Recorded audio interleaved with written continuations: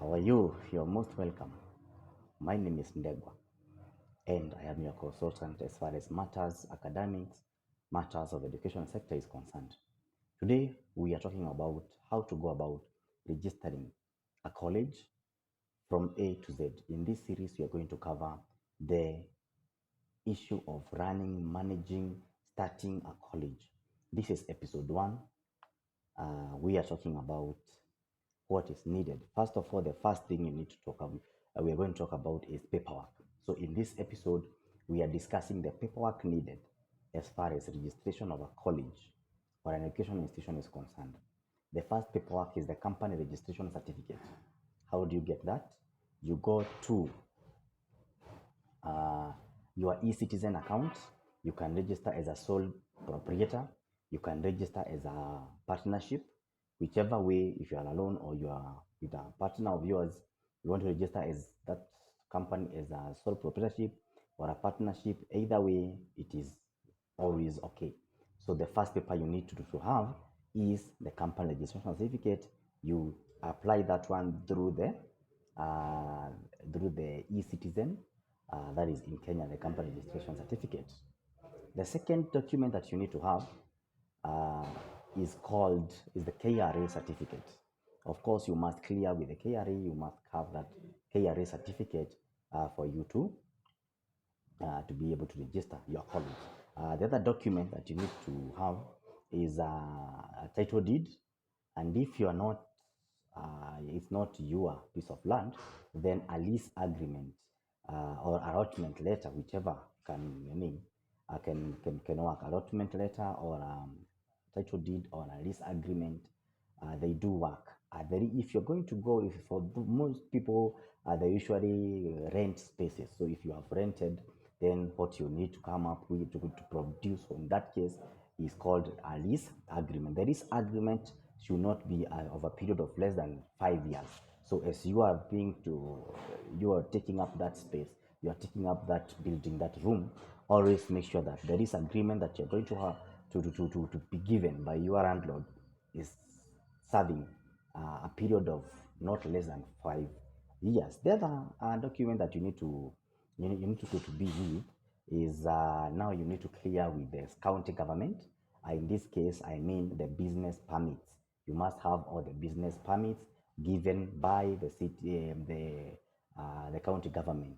Uh, that is, you must register it and pay for the necessary payment. There is that what is paid as for the as per the county standards, as far as the county requirements are concerned.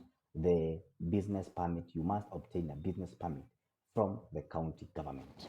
Number number four, number four, the fourth document that you need to have is the health certificate, public health certificate. The public health certificate also is given by the same the county government. So from the county government, you need two documents. That is the registration certificate, the business permit, that is, and also the health certificate, the public health certificate.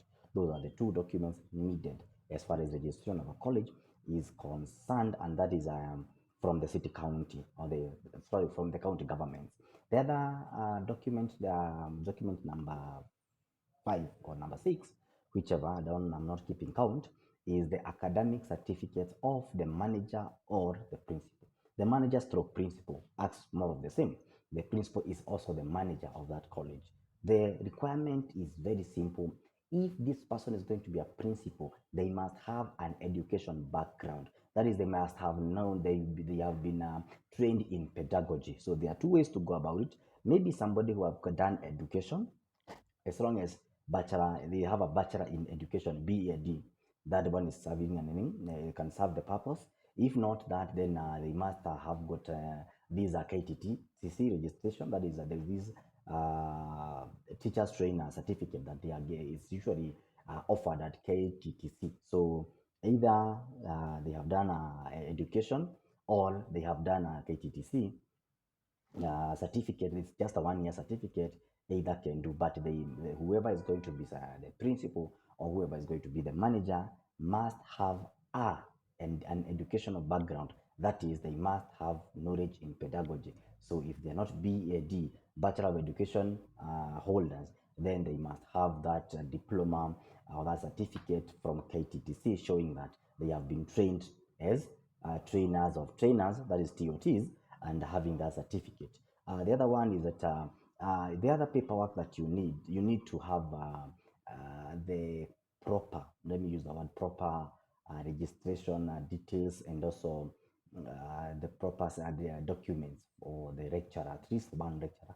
And mostly what we usually recommend, this is my personal take, uh, because you're going to offer certificates and diplomas from the KNQA,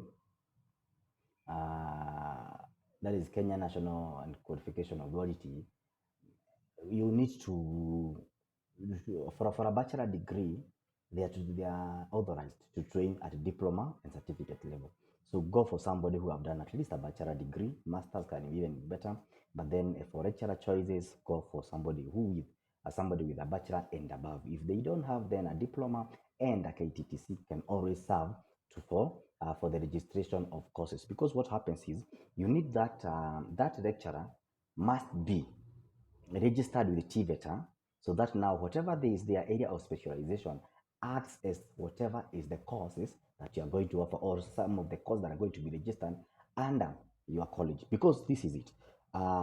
If, for example, you are offering aviation, the person must have some aviation background.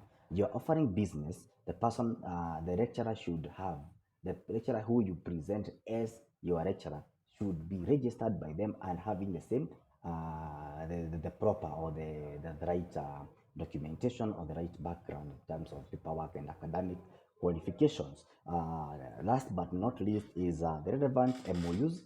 MOUs is sometimes you may not have everything in place.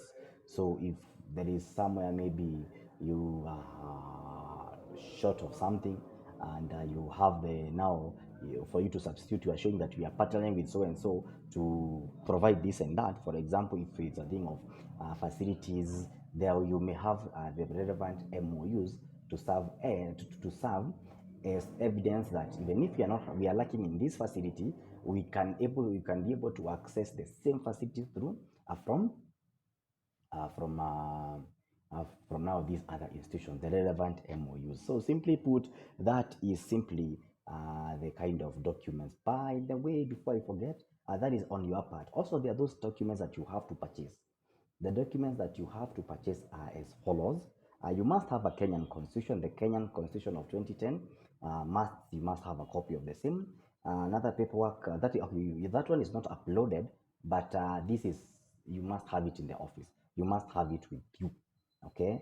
The following documents, you must have them with you, not for the purpose of uploading online. No, it is for the purpose of the inspection, whatever is needed during the day of the inspection for you to get that certificate. After now they have done the paperwork, the online thing, you have filled in the TVET, MIS, and everything. Whatever is needed is the following: that you must have the Kenyan Constitution, the CBET standards, or maybe the ODEL standards, or maybe the Center of Excellence standards, depending on the nature and the kind of institution you're going to start. If it's going to have the online classes, for example, you're going to have online programs, you must have the ODEL, that is ODEL, that is open distance and electronic learning, whatever. So you must have the ODEL standards, you must have the TVET, the CBETA standards, and the Kenya Constitution must be there. It must also be there. And maybe if you are going to do with offering education courses, for example, the diploma in early childhood education, diploma in teacher education, DTE, whichever, you must have the TSC code of conduct. So technically, you must have those paperwork with you. Thank you so much for your time. Thank you for listening. Thank you for watching. I want to request, please, before you log out, please click the subscribe button.